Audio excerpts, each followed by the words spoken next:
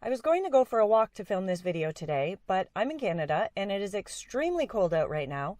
However, that is kind of fitting because today's video is all about how to keep your pet safe during the winter months if you live in a cold climate, and also during the holidays, not just at Christmas, but all throughout the year as well. So stick around for some tips on how to keep your pet safe. It's a good idea to have your pet wear a coat or a sweater on colder days. Also booties as well to protect their feet from the salt or the ice melter that's used on the sidewalks and the roads and people's driveways. If they won't wear booties, you can also get some of those wax protector sticks that you use on their paws, and it's a good idea even to use those if they do wear booties, so it helps protect their paws from cracking and from the cold. Wipe off their paws when they come inside, or wash off their paws if they don't wear booties, so that you can wash off whatever they picked up when they were out on their walk. It's also really important to limit how long you're outside on colder days. Unlike us, our pets don't have words to communicate if they're too cold and they need to go inside. So just make sure that you're keeping an eye on your pet, you're bundling them up, and that you're not staying outside too long on colder days. During colder months or during the holidays, many people will have candles burning or possibly a real fireplace as well. Make sure that you're never leaving your pet unattended around an open flame. Make sure you're not leaving them around an unprotected fireplace. Make sure that if you're leaving the house or when you're going to bed at night, you're never leaving your pet alone around an unattended flame. So put out the candles, put out the real fireplace, and keep them safe in that way. Decorations can be a risk any time of year during the holidays, but especially during Christmas time, those risks are multiplied. If you have a Christmas tree, make sure that it's very secure so that it's not going to fall over. We used to have a cat who liked to go into the Christmas tree, and so we had to make sure that the stand was really secure so the tree wouldn't topple over when the cat was deciding he wanted to go in it for the 50th time. So make sure that your tree is secure. If you have a real tree and you have water at the bottom, try and have it covered up in some way so that your pet can't drink it or play in it or get into it in some way. Avoid tinsel, especially if you have a cat. It's really shiny and appealing to them, but it can get stuck in their teeth, on their tongue, in their intestinal tract. It's really risky to have tinsel if you have a cat, so try and decorate your tree in some other way. Be careful about what ornaments you use as well.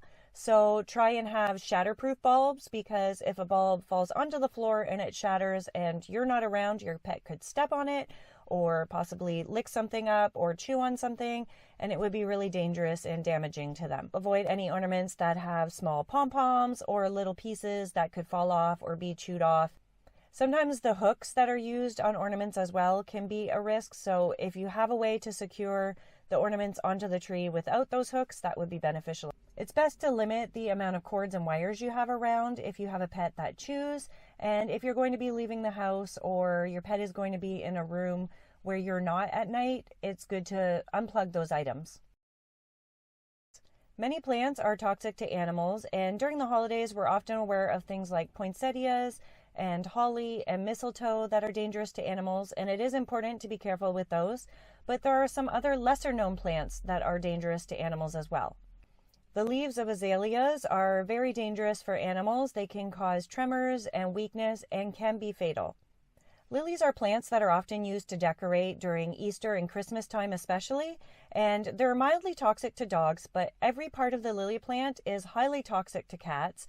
It can cause intestinal issues, vomiting, drooling, but it can lead to kidney failure within 3 days if your cat ingests any part of the lily plant. So if you're noticing odd behavior from your cat, then you want to make sure you get them to the vet right away, especially if they have excessive urination or excessive thirst. Get them to the vet right away to be looked at. Yew is an evergreen plant that could be used for decoration, also in garlands as well, and it can cause seizures and tremors and even be fatal in pets, so be careful with yew. Amaryllis and Christmas rose are a couple other plants that can cause gastrointestinal issues for your pet, so be careful with those. In general, if you're decorating with plants during the holidays or even giving a plant as a gift to someone who does have pets, just be careful in your selections so that you can make sure that you keep your pets and other people's pets safe as well. People food for pets. It's a topic of debate among many people. However, I'm not here to debate whether you should or you shouldn't be giving your pet people food. I am just going to share some safety tips if you are going to be feeding your pet people food during the holidays. I personally do give my dog people food sometimes, but I'm very careful about what I give her, and especially because she's a small dog, I'm very careful about how much I give her so that she gets balanced nutrition. You're going to want to avoid giving pets anything that's highly spiced or high in sugar, especially if something has cinnamon or ginger, garlic, and especially nutmeg. You want to avoid giving them any foods that have those items in it. Foods that are high in fat are unhealthy for your pet and can lead to pancreatitis, for example, and pancreatitis can be lethal, so it's really important to make sure that you're not feeding any pets highly fatty foods. When we went visiting during the holidays, during a Christmas dinner, I gave my dog a small amount of white turkey meat and plain potatoes with no seasoning or butter, and that was fine, but I'm very careful about what I give my dog. A family member was going to give her some stuffing, and I said no, she cannot have stuffing because it has spices in it and it's highly fatty as well. Chocolate is another big risk during the holidays. A lot of people are receiving chocolates. Chocolates are often laying around, and depending on the chocolate, especially dark chocolate, can be really toxic to pets. We had a pet who got into chocolate one year, and it ended up that we had to call the vet, and based on our pet's weight and the amount of chocolate they ate and what kind of chocolate it was, we had to determine whether we needed to rush them in or not.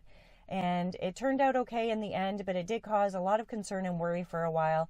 So it's really important to be careful with chocolates when you have pets in the house. Another thing that can be highly toxic is alcohol, so be careful with alcohol as well. Don't have open drinks around. I had a dog who would get into anything he could eat or drink if it was left low enough or he could get to it. And one time he even sipped some of my coffee. I can only imagine if that was alcohol. So just be really careful with alcohol. Keep it high up and away from pets. Xylitol is something that's extremely dangerous in very small amounts. It's often in baked goods because it's used as a sugar substitute.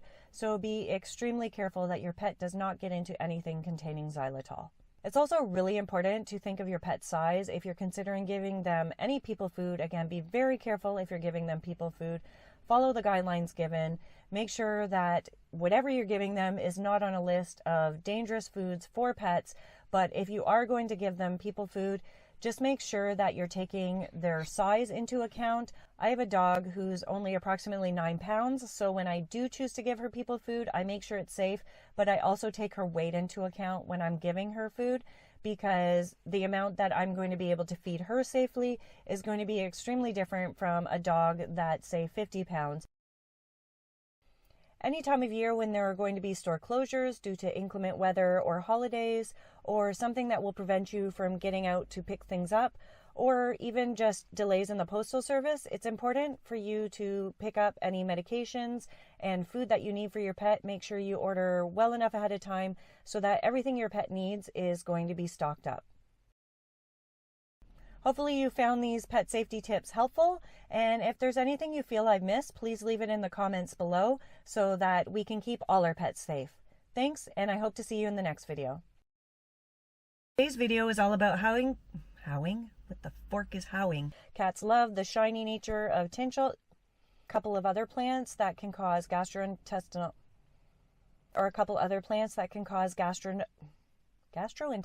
is a really hard word to say. Okay. Hope you fit. Yeah, my lips are starting to freeze.